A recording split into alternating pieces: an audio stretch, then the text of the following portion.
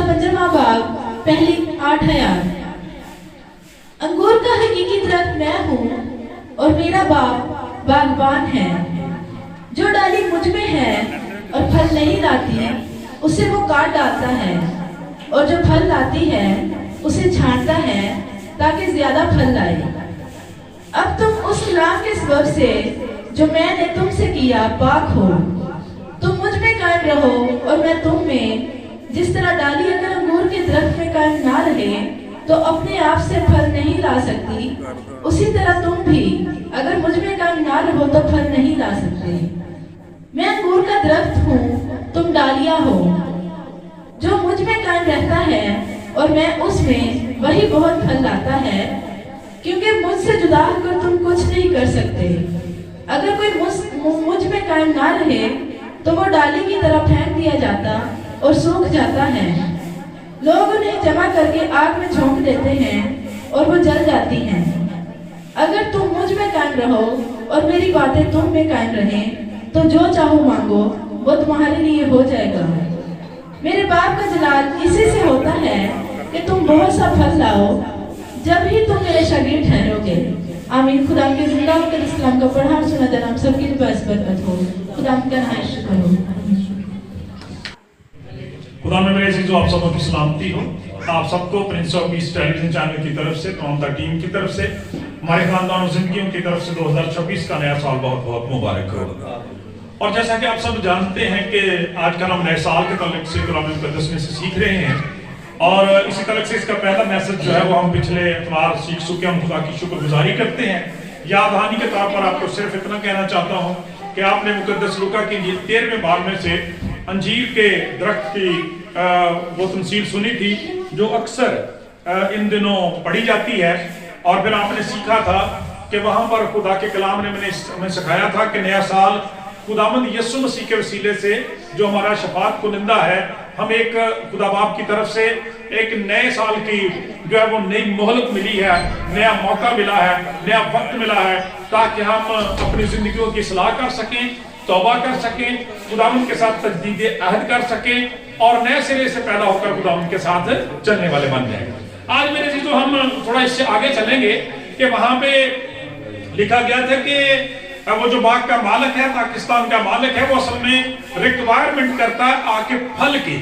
تو آج ہم کلام مقدس میں سے دیکھیں گے، جیسے اس دن بھی میں نے کہا تھا کہ اب ہم وہاں سے آگے بڑھیں گے کہ خدا کا کلام یہ بیان کرتا، باغبان نے وعدہ کیا تھا کہ اے بادشاہ سلامت، میں اس کے گرد تھالا کھودوں گا، نلائی گوڈی کروں گا، اگر اس سال یہ پھلتا ہے تو خیر، نہیں تو اس کے بعد اسے کاٹ ڈالنا۔ تو آج ہم دیکھیں گے وہ پھل جو ہیں وہ کون سے پھل ہیں، اور کس طرح سے وہ پھل ہماری زندگیوں میں بنیادی طور پر پیدا ہو سکتے ہیں۔ ہم خدا کی شکر گزاری کریں گے۔ وہ حوالہ بتاتا ہے کہ جب ہم توبہ کرتے ہیں، اپنے گناہوں کو مان لیتے ہیں، ان کو چھوڑنے کا وعدہ کرتے ہیں، خداوند ہمیں معاف کر دیتا ہے، اور اس کے بیٹے یسوع مسیح کا خون ہمیں تمام گناہوں سے پاک کر دیتا ہے۔ ہم نجات یافتہ ہو جاتے ہیں، ہم نجات پا جاتے ہیں، ہم بچائے گئے ہوتے ہیں۔ ہم خدا کی شکر گزاری کرتے ہیں۔ آج ہم سیکھیں گے کہ ایک پھلدار زندگی کا حقیقی اور حتمی بھید کیا ہے۔ ایک پھلدار زندگی کا حقیقی بھید جو ہے وہ کیا ہے، پھلدار زندگی کا اصل راز کیا ہے، پھلدار زندگی کی حقیقت کیا ہے، اور پھلدار زندگی کی استقامت اور پائیداری کا راز کیا ہے۔ یہ پھل کس طرح سے پیدا ہو سکتا ہے، کس طرح سے یہ قائم رہ سکتا ہے، کس طرح سے بڑھ سکتا ہے، ان باتوں کے تعلق سے ہم کلام مقدس میں سے سیکھیں گے۔ میرے عزیزو، جو حوالہ ہمارے سامنے پڑھا گیا مقدس یوحنا کی انجیل اس کا 15واں باب اور پہلی 8 آیات، بڑا ہی مشہور و معروف حوالہ ہے، آپ اس کو اکثر جانتے ہیں، اور خصوصاً ہم سب کو یہ حوالہ اس وقت بھی بڑا یاد رہتا ہے، اور میں کہتا ہوں کہ باقی زندگی میں بھی یاد رہنا چاہیے کہ جب ہمارے بچوں کو بیپٹائز کیا جاتا ہے، اس وقت خدا کے خادم خدا کے اختیار اور اتھارٹی کے باعث اس بچے کو لیتے ہیں، خداوند کا بدن جو کلیسیا ہے اس میں پیوست کر دیتے ہیں۔ اس وقت بھی یہ حوالہ جو ہے پڑھا جاتا ہے، اور ضرورت ہوتی ہے کہ ہم باقی زندگی اپنے اس بیپٹزم کو، اپنے اس بپتسمہ کو لوگوں کے سامنے عملی طور پر ثابت کریں۔ تو کلام مقدس کا یہ جو حوالہ پڑھا گیا ہے، اگر آپ اس کی پہلی آیت دیکھیں، لکھا انگور کا حقیقی درخت میں ہوں اور میرا باپ باغبان ہے، जो डाली मुझ में हर फल नहीं लाती उसे वो काट डालता है, और जो फल लाती है उसे छांटता है ताकि ज्यादा फल लाए। आमीन। तो यहाँ पर खुदावंद यीशु मसीह अपने तलक से बयान करते हैं कि अंगूर का हकीकी दरख्त जो है वो मैं हूँ, और कलीसिया बुनियादी तौर पर ईमानदार लोग जो है खुदा के बेटे और बेटियां मेरी डालियों की मरंद है। तो इससे हमें पता चलता है कि खुदावंद यीशु मसीह में पैवस्तगी, मुस्तकिल ताल्लुकदारी और मुसलसल कायम रहने ही से बुनियादी तौर पर वो फल पैदा हो सकता है जिसकी बादशाह रिक्वायरमेंट करता है, जिसकी खुदा रिक्वायरमेंट करता है। वो रास्तबाजी का मतलूबा फल मसीह यीशु में पवस्त होने की वजह से ही पैदा हो सकता है। लेकिन मेरे अजीजों, हम देखते हैं खुदा का कलाम बयान करता है कि वो वहां पे लिखा है कि वो मालिक जो था वो 3 साल से आ रहा था और वो दरख्त वहीं पे था, फला नहीं है, और बादशाह ने वादा किया, अब बागबान ने वादा किया कि उसकी गौरव बर्दाश्त करेगा, नजर सानी करेगा, इस्लाह करेगा, उसकी बेहतरी के लिए कुछ करेगा। तो आपको पता है कि हम जिन एरियाज में रहते हैं यहाँ पे दरख्तों को पैवंदकारी भी की जाती है, जिसको प्योंद बाज़ दफा लोग कह देते हैं। तो वो जो प्योंद करते हैं लोग, पैवंदकारी करते हैं, उसमें क्या होता है कि किसी अच्छे पौधे की, अच्छे बीज की पैवंदकारी जो है वो उस पौधे को की जाती है जो फल नहीं देता या अच्छा फल नहीं देता। तो मेरे अजीजों, फिर आप देखते हैं कि वो किस तरह से उस पौधे के अंदर वही फल पैदा होते हैं जिसकी उसको पैबंदकारी कर दी जाती है। खुदा का कलाम आज मेरे अजीजों हमें बताता है कि बुनियादी तौर पर हमारी गुनाह आलूदा फितरत जो है वो हकीकी मानों में खुदा के लिए रास्तबाजी का फल पैदा नहीं कर सकती। वो 3 साल रहे या 30 साल रहे या 60 साल रहे या 100 साल रहे, खुदावंद से जुदा होकर कुछ नहीं कर सकती। जरूरत इस बात की है कि खुदा के कलाम के मुताबिक उसे मसीह यीशु में प्रवस्त किया जाए, मसीह यीशु की रास्तबाज और पाक फितरत को उसके अंदर प्रबंध किया जाए, तब वो जिंदगी जो है खुदावंद के लिए फल पैदा कर सकती है। और यही बात खुदावंद यीशु मसीह ने यहाँ पे कही है कि जो डाली मुझ में कायम रहती है वही बहुत फल लाती है। कलाम मुकद्दस हमें यह बयान करता है मेरे अजीजों कि याद रखें, हम खुदा की शुक्रगुजारी करते हैं कि खुदावंद यीशु मसीह ने कहा अंगूर का हकीकी दरख्त मैं हूं, तुम मेरी डालियां हो। हमारे लिए ये बड़ा एहसास है कि हम खुदा के बेटे खुदावंद यीशु मसीह के वसीला से खुदा के इलाही खानदान से नामजद हैं, खुदा के बेटे और बेटियां हैं। लेकिन ये भी बात याद रखें कि जितना बड़ा एहसास होता है हमारी जिम्मेदारियां भी उतनी अजीम होती हैं, खुदा के तकाजे भी उतने आला होते हैं और खुदा की तवक्कुआत भी उतनी बड़ी होती है। आमीन। कहना ये चाहता हूं कि अगर खुदा के बेटे खुदावंद यीशु मसीह ने अपनी रास्तबाजी को हमारे नाम कर दिया है, हमारे लिए खून बहाया है, कफारा दिया है, तो फिर हमारी जिंदगियों के लिए उसका तकाजा भी ये है कि हमारी जिंदगियों से भी उसके नाम को इज्जत और जलाल मिलता रहे। जब आप पहली आयत को देखते हैं तो यहाँ पे आम मिसाल के वसीले से खुदावंद यीशु मसीह ने उन तवक्कुआत और नताइज का बयान किया है जो हमारी दुनिया में भी राइज है। मतलब क्या कि जो डाली फल नहीं लाती वो काट दी जाती है, और जो फल लाती है उसे छांटा जाता है। ये आम दुनिया का भी असूल है, आम बागबान का भी असूल है, आम हमारे घरों का भी असूल है। और कलाम बयान करता है कि जो डाली फल नहीं लाती वो काट दी जाती है, और जो फल लाती है वो छांटी जाती है, साफ की जाती है, ताकि वो ज्यादा से ज्यादा फल जो है वो लाए। यही दुनिया का तरीकाकार है। खुदावंद यीशु मसीह ने इस तमसील से, इस मिसाल के जरिए से हमें भी तनबीह और आगाही दी है, हमें भी अपनी जिंदगी को चेक करने की जरूरत है। मेरे चीजों, फिर इसके बाद हम देखते हैं कि फल की पैदावार या उसकी तरक्की, उसकी बढ़ोतरी, उसका तसलसल जो है वो किस तरह से कायम रह सकता है। यीशु मसीह ने साफ कह दिया कि जो डाली मुझ में कायम रहती है वही बहुत फल लाती है, मुझसे जुदा होकर तुम कुछ नहीं कर सकते। खुदावंद यीशु मसीह ने भी इसी बात का दावा, दलील और चैलेंज हमें दिया है, तुम मुझ में कायम रहो और मैं तुम में, क्योंकि मुझसे जुदा होकर तुम कुछ नहीं कर सकते। मेरे चीजों, अब ये तो एक तमसील है, एक दरख्त के हवाले से दी जा रही। हकीकी मानों में हम लोग कोई इंसान हैं, हम उस तरह से दरख्तों के साथ, दरख्तों की तरह से नहीं हैं, बल्कि मिसाल के तौर पर ये बातें बयान की जा सकती हैं। सवाल किया जा सकता है, मैं मसीह के बदल में किस तरह से व्यवस्थ हो सकता हूं, मैं मसीह में किस तरह से कायम रह सकता हूं। तो कलाम मुकद्दस हमें ये बयान करता है, जैसे 13वें बाब में मुकद्दस लूका में आपने पढ़ा कि खुदावंद यीशु मसीह ने वो पाकिस्तान की मिसाल बयान करने से पहले बयान किया था कि अगर तुम तौबा ना करो तो सब इसी तरह हलाक होगे। توبہ کے بعد ایمان کے وسیلہ سے ہم خداوند میں پیوست ہوتے ہیں۔ خدا کا کلام یہ بیان کرتا ہے، پھر روزانہ دعا کے ذریعے سے، پاک کلام کے باقاعدہ مطالعہ کے ذریعے سے اور اس پر عمل پیرا ہونے کے وسیلہ سے ہم روز بروز خداوند میں مضبوط ہوتے جاتے ہیں۔ آپ کو یاد ہوگا کہ پچھلی دفعہ میں نے کہا تھا کہ حالت ہماری یہ ہے کہ کاٹ دیے جائیں، لیکن ہمیں مایوس ہونے کی نہیں بلکہ مسیح میں مضبوط ہونے کی ضرورت ہے۔ ہاللیلویا! ہمیں کنیکٹڈ رہنے کی ضرورت ہے پاک کلام کے ذریعے سے اور پھر مسیحی رفاقت کے ذریعے سے، کرسچن فیلوشپ کے ذریعے سے، ایک دوسرے کے ساتھ، ایسے ایمانداروں کے ساتھ جو خداوند میں مضبوط ہیں، ہمیں فیلوشپ رکھنے کی ضرورت ہے۔ خداوند یسوع مسیح کے ساتھ مسلسل یونٹی اور یگانگت رکھنے کی ضرورت ہے، تب ہم مسیح میں پیوست رہ سکتے اور قائم رہ سکتے ہیں۔ میرے عزیزو، قائم رہنے کا مطلب ایماندار کا مسیح میں بنیادی طور پر وہ تقرر ہے، وہ مقام ہے اور وہ اس کی پہچان ہے جو مسیح یسوع کو قبول کرنے کی وجہ سے انسان کو دنیا میں ملتی ہے۔ ہاللیلویا! دوبارہ سے سن لیتے رہے کہ جب کہا جاتا ہے کہ مسیح میں قائم رہنا کیا ہے، تو اس کا مطلب ہے کہ مسیح یسوع میں میرا وہ مقام ہے جو ایمان کے وسیلہ سے مجھے ملتا ہے کہ میں خدا کے الہی خاندان سے نامزد ہو جاتا ہوں، خدا کے بیٹوں اور بیٹیوں میں شامل ہو جاتا ہوں۔ خدا کا خادم بیان کرتا ہے کہ جب ہم اس قائم ہونے کے تعلق سے دیکھتے ہیں تو کلام مقدس کی روح سے میں پتہ چلتا ہے کہ قائم رہنے کا مطلب یہ ہوتا ہے کہ جس جگہ آپ کو رکھا گیا ہے، جس جگہ آپ کو مقرر کیا گیا ہے، وہیں پہ آپ نے رہنا ہے، وہیں پہ آپ رہیں، یہ قائم ہونا ہے۔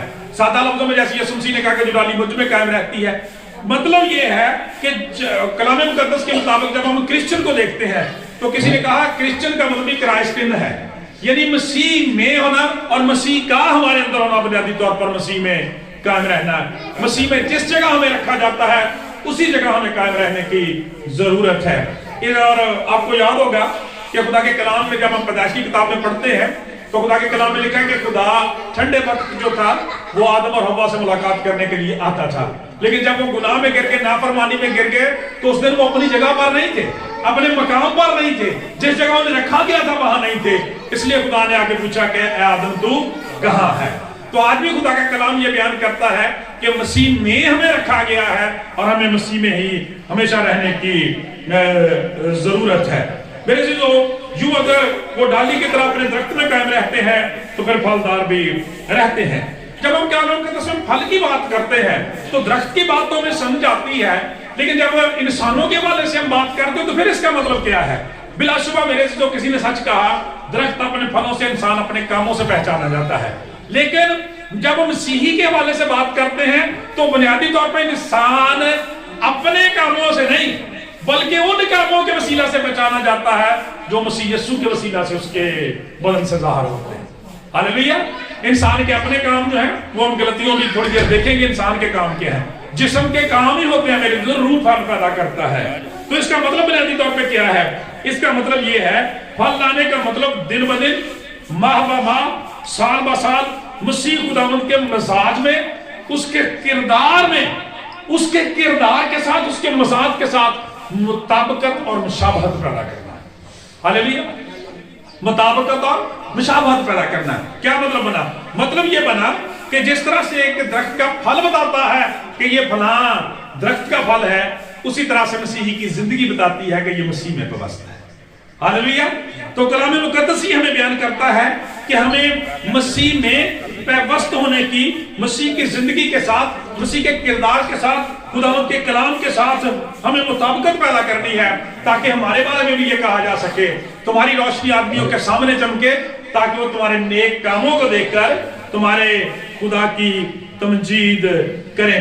اس لیے میرے عزیزوں، خدا کا کلام یہ بیان کرتا ہے کہ جیسے جیسے ایک زندگی مسیح یسوع کی صورت پر ڈھلتی جاتی ہے، مسیح یسوع کے ساتھ مشابہت پیدا کرتی جاتی ہے، اسی قدر کہا جاتا ہے کہ شخص کی زندگی جو ہے مسیح کے مشابہ ہے اور یہ زندگی پھلدار ہے۔ مبارک ہے وہ زندگیاں، وہ خاندان، وہ کلیسیاں جن سے خداوند اور مسیح، جن سے خدا اور مسیح خداوند کے نام کو جلال ملتا ہے، جن کی زندگیاں خداوند کی خدمت، گواہی اور جلال کے پھلوں سے لطیف اندی ہے۔ پریز دی لارڈ! خدا کی شکر گزاری کرنے کی ضرورت ہے۔ میرے عزیزو، یہاں تک ہم نے سیکھا اس ڈالی کے بارے میں جو مسیح میں پیوست ہے، جو روز بروز، ڈے بائی ڈے، سال با سال خداوند کی صورت اور شبیہ پر ڈھلتی چلی جاتی ہے۔ میرے عزیزو، اور پھل لاتی ہے اور گواہ بن جاتی ہے. لیکن یہاں میں ایک بے پھل ڈالی کا بھی ذکر کیا گیا ہے. کلام مقدس میں میرے عزیزو جب ہم دیکھتے ہیں تو ایک بات کلیئرلی یاد رکھیں کلام مقدس میں سے کہ کلام بیان کرتا ہے خدا نے دنیا سے ایسی محبت رکھی کہ اپنا اکلوتا بیٹا بخش دیا تاکہ جو کوئی اس پر ایمان لائے ہلاک نہ بلکہ ہمیشہ کی. جب آپ توبہ کر لیتے ہیں آپ نجات پا جاتے ہیں اور وہ آپ کی نجات جو مسیح میں سیو ہو جاتی ہے ہمیشہ کے لیے. آپ مسیح میں ہمیشہ کے لیے سیوڈ ہو جاتے ہیں. ٹھیک ہے. خدا کا کلام بیان کرتا ہے خدا نے بیٹے کو دنیا میں اس لیے نہیں بھیجا کہ دنیا اس کے وسیلے سے سزا پائے بلکہ کیا پائے؟ نجات پائے. خدا نے بیٹے کو دنیا میں اس لیے بھیجا ہے کہ دنیا اس کے وسیلے سے نجات پائے.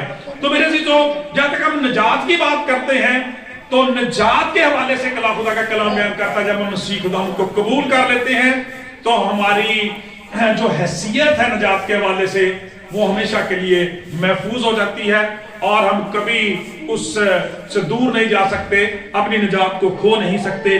یہاں پر جو ذکر کیا جا رہا ہے بنیادی طور پر اس نجات کی گواہی کے تعلق سے, ہمارے قائم رہنے کے تعلق سے اور ہماری تعلق داری کے تعلق سے ہے. خدا کا کلام بیان کرتا ہے. اس لیے جب بے پھل ڈالی کی بات کی جاتی ہے تو یہاں پر ایسا ایماندار مراد ہے جو اپنی سالہ سال لاپرواہی, جہالت, غفلت اور گناہ کے باعث بنیادی طور پر خدا سے دور چلا جاتا ہے. ایک لحاظ سے ہم کہہ سکتے ہیں کہ وہ خداوند سے کٹ جاتا ہے, وہ دوبارہ گناہ میں گر جاتا ہے, اپنی گواہی اور خدمت کو خراب کر لیتا ہے. خدا کے نام کو جلال دینے کی بجائے غیر قوموں میں خدا کے نام کی تحقیر ہوتی ہے. پاک کلام یہ بیان کرتا ہے یسوع مسیح نے یہ کہا کہ جب اس ڈالی کو کاٹا جاتا لوگ اسے جمع کر لیتے اور آگ میں جھونک دیتے ہیں. لوگ اسے ڈھٹوں میں اڑاتے ہیں, اس کے کردار پر کیچڑ اٹھاتے ہیں, طرح طرح سے اسے ستاتے اور تنگ کرتے ہیں. یہ ایک سمجھ لیں کہ ایک تنبیہ کے طور پر وہ شخص کا حصہ اور بکھرا بن جاتا ہے. اور کلام مقدس میں اس کی کئی مثالیں بھی موجود ہیں. آپ بزرگ داؤد کے بارے میں جانتے ہیں کہ کتنا شاندار کریکٹر ہے بائبل مقدس کا, لیکن آپ کو پتا ہے کہ جب اس نے گناہ کیا بات سبا کے تعلق سے, اس کے شوہر کو قتل کرنے کے تعلق سے, تو خداوند نے بھی وہاں پر یہی بات کہی تھی. اس نے کہا کہ لیکن وہ جو لڑکا پیدا ہوگا وہ مر جائے گا, اس لیے کہ تم نے اپنے کام کی وجہ سے غیر قوموں میں خدا کے نام پر کفر بکنے کا موقع پیدا کیا. خدا کا کلام یہ بیان کرتا ہے لیکن جب اس نے سب کے دل سے توبہ کر لی, وہ خداوند کی طرف پلٹا, معافی مانگی, تو دوبارہ سے ریسٹور اور بحال کر دیا گیا. بنیادی طور پر 2026 کے سال کا, نئے سال کا مطلب اور مقصد بھی ہمارے لیے یہ ہے کہ اگر اس سے پہلے اپنی من مرضیوں میں رہے ہیں, صرف نامینل مسیحی بن کے, نام نہاد مسیحی بن کے ہی زندگیاں گزارتے رہے ہیں, تو آج ضرورت اس بات کے چیک کرنے کے بعد ہے کہ کیا ہم مسیح میں پرست بھی ہیں, ہم مسیح میں قائم بھی ہیں, ہماری زندگیوں میں کس طرح کا پھل پیدا ہوتا ہے. اور کلام مقدس یہ بیان کرتا ہے ایسے شخص کی واپسی کا راستہ خداوند کے حضور بند نہیں ہوتا. ہم پطرس رسول کے بارے میں پڑھتے ہیں, خداوند یسوع مسیح کا کہ یہ بنیادی رسول ہے خدا کے کلام میں سے. کلام مقدس یہ بیان کرتا ہے کہ خداوند کے ساتھ بڑی عقیدت اور محبت کا اظہار کرتا ہے, لیکن جب خداوند نے پیشین گوئی کر دی تھی کہ تو میرا انکار کرے گا, تو جب اس نے انکار کیا تو اس کے بعد لکھا ہے وہ زار زار رویا. خدا کا کلام سے معافی مانگی, استدعا کی, توبہ کی. خدا کا کلام بیان کرتا ہے اور دوبارہ سے خدا کا پاک کلام جو ہے وہ بیان کرتا ہے کہ وہ ریسٹور اور بحال کر دیا گیا. کلام مقدس یہ بیان کرتا ہے, آپ پاک کلام کے اندر مصرف بیٹے کے تعلق سے پڑھتے ہیں کہ دیکھیں اسی خاندان سے, یہودی خاندان سے تعلق رکھنے والا ہے, جب خدا سے دور ہو گیا, پیچھے ہٹ گیا, لیکن ایک وقت آیا. آج ہم کہہ سکتے ہیں بچوں کہ یہ وہی سال ہے جس میں مصرف واپس گیا تھا. اسی سال کے شروع میں مصرف ہوش میں آ گیا تھا. اس نے خدا کے کلام کو سن لیا تھا اور کیا کہا تھا, میں اٹھ کر اپنے باپ کے پاس جاؤں گا اور اس سے کہوں گا باپ, میں آسمان کا تیری نظر میں گناہگار ہوا, اب اس لائق نہیں رہا کہ میں پھر تیرا بیٹا کہلاؤں, مجھے اپنے نوکروں جیسا ہی کر لے. اور اسے ریسٹور اور بحال کر دیا گیا. لیکن یہودا نے اس بات کو جو ہے وہ ترجیح نہیں دی. اس کے انجام کے تعلق سے آپ جانتے ہیں کہ خداوند یسوع مسیح نے بڑے دکھ کے ساتھ آنسو بہاتے ہوئے کہا تھا کہ ابن آدم کے حق میں تو جیسا لکھا جاتا ہی ہے, مگر وہ افسوس اس آدمی کے اس کے لیے جس کے سبب سے ہوتا ہے, اگر وہ آدمی پیدا نہ ہوتا تو اس کے لیے بہتر ہوتا. کلام مقدس یہ بیان کرتا ہے میرے عزیزو, ہمارا خدا بہت مہربان خدا ہے, وہ ہماری فکر کرتا ہے. کلام مقدس یہ بیان کرتا ہے, پہلی 2 آیات میں آپ نے پڑھا کہ جو ڈالی پھل نہیں لاتی اسے وہ کاٹ ڈالتا ہے، اور جو پھل لاتی ہے اسے وہ چھانٹتا ہے. اور چھانٹنے کا مطلب ہوتا ہے صاف کرنا، نرانا بھی اسے کہتے ہیں، نیٹ کرنا. کلام مقدس یہ بیان کرتا ہے کہ جو ڈالی پھل لاتی ہے، جو ایماندار خداوند کی طرف جاتا ہے، خداوند کے نام کو جلال دیتا ہے، کلام یہ بیان کرتا ہے خداوند اسے اور توفیق دیتا ہے، اس کی زندگی کو. اور جس طرح سے اس انگور کے درخت کو انگور کی ان بیلوں کو پاک کیا جاتا ہے، صاف کیا جاتا ہے کیڑوں مکوڑوں کو، جیسے نجات دہندہ نے اس دن کہا تھا نا کہ میں تھالا کھول دوں گا، جڑی بوٹیاں دور کروں گا. خدا کا کلام بیان کرتا ہے جیسے آپ دیکھتے ہیں کہ بارش ہوتی ہے، سارے کے ساتھ پیڑ پودے دھل جاتے ہیں، ان کی ساری دھول مٹی جو ہے وہ اتر جاتی ہے، کیڑے مکوڑے جاتے رہتے ہیں، اس کو نیٹ کر دیا جاتا ہے، اور پھر باغبان جو اس کی کاٹ چھانٹ بھی کرتا رہتا تاکہ وہ خوبصورت نظر آئے. ان زندگیوں کا حال ہے جو خدا کے حضور جب آتی ہیں، روح القدس کے مسا کی، انائنٹنگ کی، خداوند کی شفقت محبت کی بارش ہوتی ہے، وہ نئے سال میں پھر نئے بنا دیے جاتے ہیں. ہاللیلویا.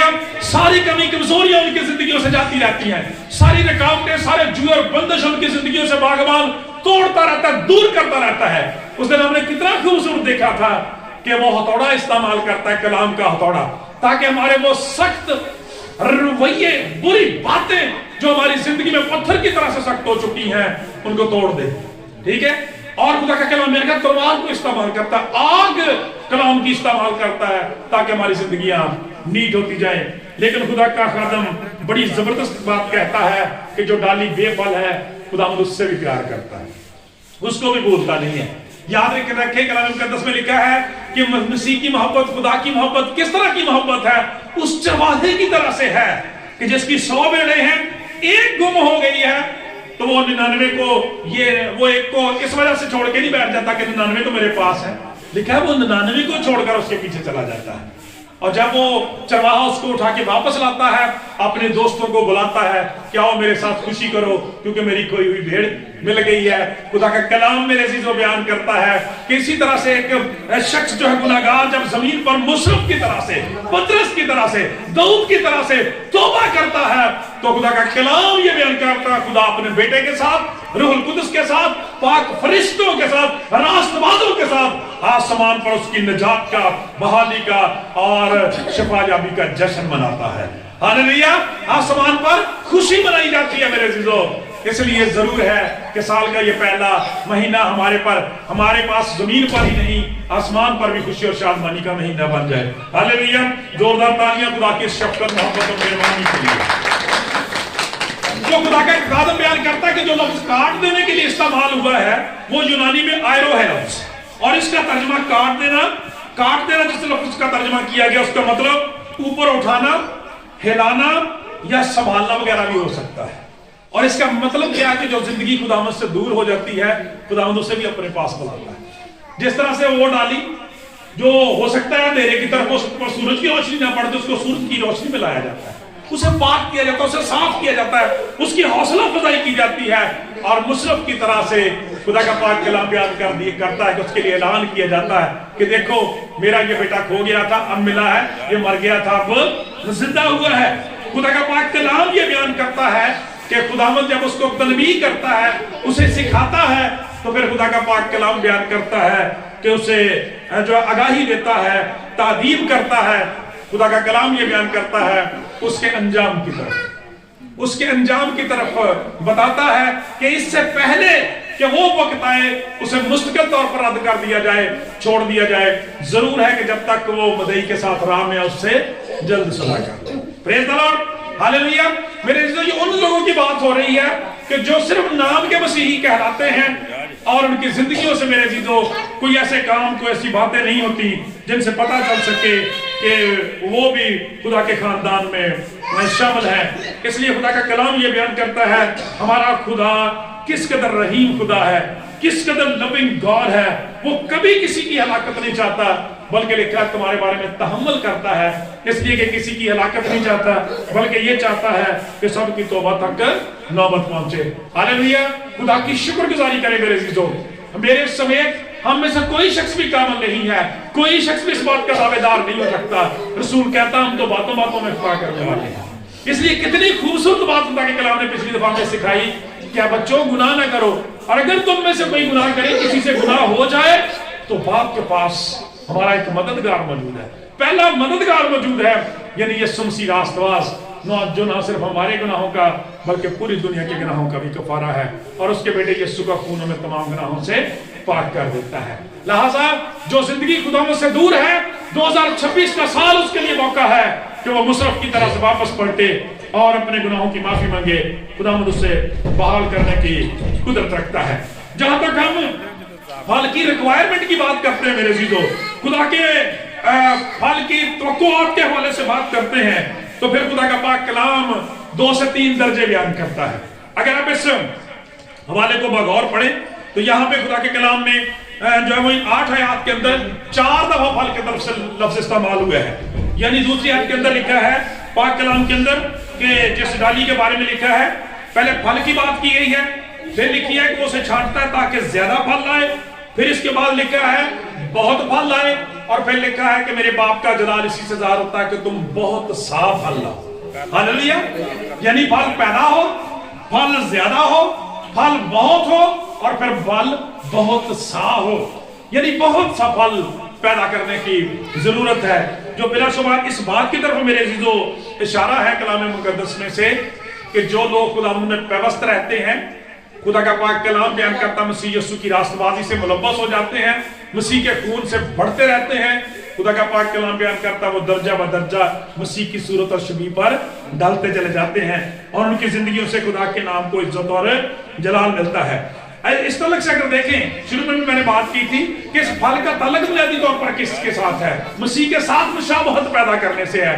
کلام کے اندر لکھا ہے مقدس پولس رسول فلپیوں کے خط کے 2 باب کی 5ویں آیت میں فرماتے ہیں کہ ویسا ہی مزاج رکھو جیسا مسیح یسوع کا بھی تھا. یہ ہے میرے عزیزو حقیقی معنوں میں پھل پیدا کرنا. جب ہمارا مزاج ہمارا کردار مسیح جیسا ہوتا جاتا ہے تو ہم خدا کا کلام یہ بیان کرتا ہے کہ ہم اس کی مشابہت اختیار کرتے جاتے ہیں. اگر رومیو کے نام پولس رسول کا خط 8واں باب 29 آیت پڑھے تو وہاں لکھا ہے کہ جن کو اس نے پہلے سے جانا ان کو مقرر بھی کیا تاکہ اس کے بیٹے کے ہم شکل ہوں تاکہ وہ اپنے بھائیوں میں پلوٹا ٹھہرے. دوبارہ سے سنیں بھائی, یہ ہے بنیادی طور پہ وہ پھل. کہتا ہے کہ جن کو اس نے جانا پہلے سے مقرر بھی کیا ہے کہ اس کے بیٹے کے ہم شکل ہو جائیں. خدا کا پاک کلام بیان کرتا ہے تاکہ وہ بہت سارے بھائیوں میں پلوٹا ٹھہرے. میرے عزیزو آپ کو بڑی زبردست اور میں قابل عمل بات سکھاتے ہیں کہ جب اس تعلق سے میں خدا کے روح سے خدا کے کلام کے تعلق سے سیکھ رہا تھا تو روح القدس نے بڑی زبردست بات سکھائی. انہوں نے کہا کہ بنیادی طور پر جو مسیحی ہوتے ہیں وہ خدا کے حوالے مسیح کے حوالے سے خدا کے ٹوینز ہیں. خدا کے ٹوینز ہیں. ٹوینز سمجھتے ہیں کیا؟ جڑواں بہن بھائی جو ہوتے ہیں, جڑواں بچے جو ہوتے ہیں, سمجھتے ہیں؟ ہم ذرا توجہ سے اس کے بات کو سننا ہے. تو وہ کہتا ہے ہم بھی مسیح کے ساتھ خدا کے ٹوینز ہیں, یعنی ہم مسیح کے جڑواں بھائی اور بہن ہیں, ہم خدا کے بیٹے اور بیٹیاں ہیں. سیکھ رہے ہیں, توجہ سے ذرا اس بات کو دیکھیں. جس طرح سے وہ ٹوینز ہوتے ہیں, جڑواں بچے ہوتے ہیں, آپ نے دیکھا ہے کہ ان میں کوئی فرق نہیں ہوتا.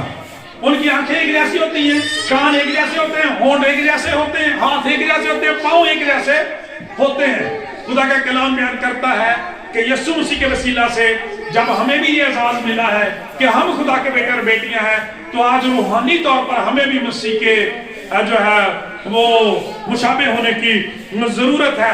آج خدا کا کلام یہ بیان کرتا ہے ان پھلوں کے تعلق سے, راست بازی کے پھلوں کے تعلق سے, کہ جس طرح سے ان بچوں کے سارے اعضاء ایک جیسے ہوتے ہیں اسی طرح سے آج جو مسیح یسوع میں پیدا ہوتے ہیں جب وہ اپنے بڑے بھائی کی مدد ہوتے ہیں تو کلام مقدس بیان کرتا ہے کہ پھر ان کی عقل مسیح کی عقل بن جاتی ہے. ہاللیلویا. اور عقل کے لیے انگلش میں مائنڈ کا لفظ استعمال ہوا ہے کہ ان کا مائنڈ سیٹ اپ جو ہے وہ اپنے بڑے بھائی کی طرح سے بن جاتا ہے جس کے وہ ٹوینز ہیں, جس کے ہم شکل ہیں. خدا کا کلام بیان کرتا ہے. اور میرے چیزوں یہ سب سے بڑی دلیل اور سب سے زیادہ آسانی کے ساتھ سمجھنے والی بات ہے کہ میرا کردار کس کی مانند ہے, میری سوچیں اور خیالات کس کی مانند ہے. چیک کریں ذرا, خدا کا پاک کلام بیان کرتا ہے جو ٹوینز ہیں خدا کا کلام بیان کرتا ہے جیسے ان کے سارے کے جیسے ہوتے ہیں. یہ بیان کرتا ہے کہ مسیح کی عقل, مسیح کا مائنڈ سیٹ اپ جو ہے ایک کرسچن کے اندر ہوتا ہے, وہ مسیح کی طرح سے سوچتا ہے. ہاللیلویا. رسول کہتا ہے ہم میں مسیح کی عقل ہے.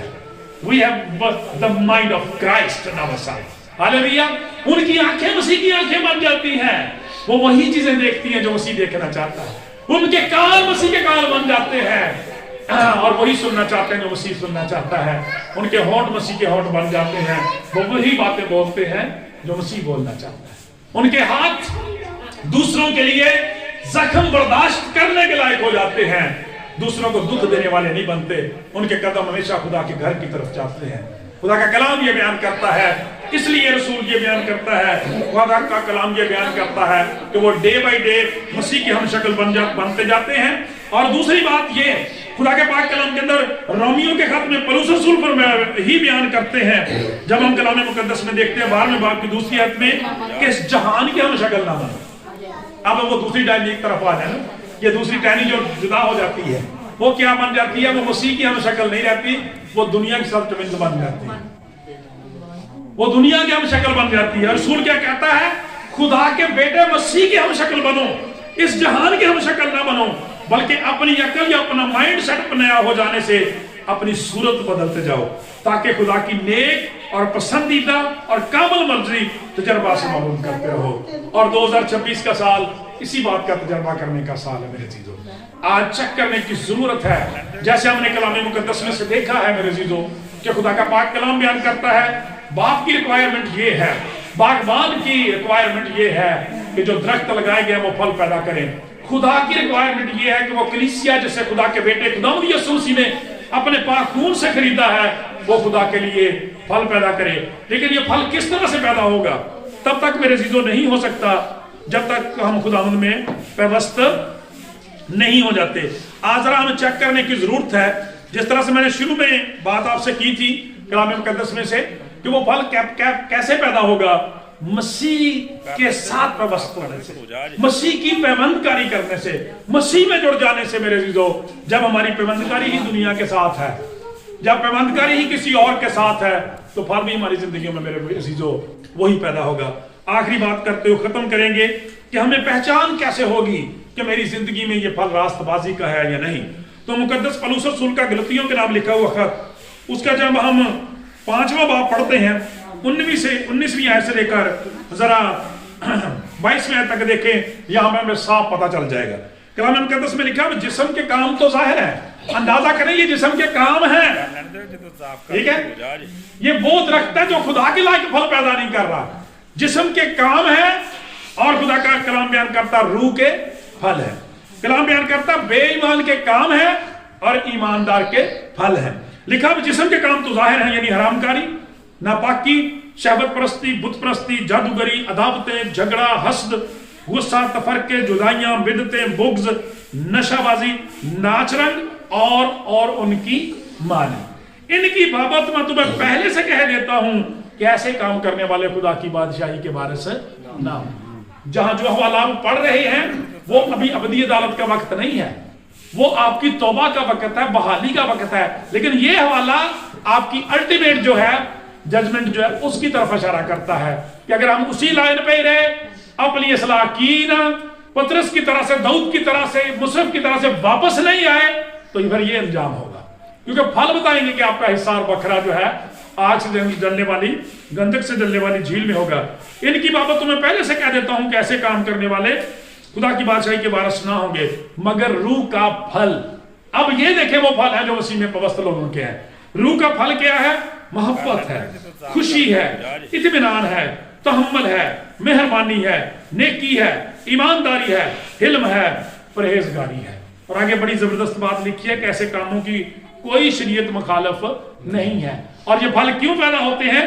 جو مسیح یسوع کے انہوں نے جسم کو اس کی رغبتوں اور خواہشوں سمیت صلیب پر کھینچ لیا ہے. وہ مسیح کے ساتھ مصلوب ہو چکے ہیں, وہ مسیح میں مر چکے ہیں. اب وہ زندہ نہیں رہے, مسیح ان کے اندر زندہ ہے. سو میرے عزیزو, آج خدا کے کلام میں سے ہم نے سیکھا ہے کہ خدا کی جو ریکوائرمنٹ پھلوں کے تعلق سے, راست بازی کے پھلوں کے تعلق سے ہے, ہماری گواہی, خدمت اور جلال کے تعلق سے ہے, وہ اس وقت تک ہماری زندگیوں میں پیدا نہیں ہو سکتی جب تک ہم مسیح میں پیوست نہیں ہو جاتے. اور آج خدا کے کلام نے بچوں کے انڈرسٹینڈنگ کے لیے ایک بڑی زبردست بات سکھائی ہے. ہم کس کے ٹوینز ہیں؟ ہاں, ہم یسوع مسیح کے ساتھ ٹوینز ہیں. ٹھیک ہے, تو ٹوینز آپ سمجھتے ہیں نا. تو آج سے آپ نے چیک کرنا ہے, یعنی ہم خدا کے بیٹے اور بیٹیاں جو ہیں मसीह यीशु के साथ जुड़वा मेहरबानियों में शामिल है, ताकि हमारी जिंदगियों से खुदा के नाम को जलाल मिले। और अगर वाकई हम ऐसा कहते हैं तो फिर हमारे काम बताएंगे कि ये सच है कि नहीं। खुदावंद से दुआ की कलाम की वसीला से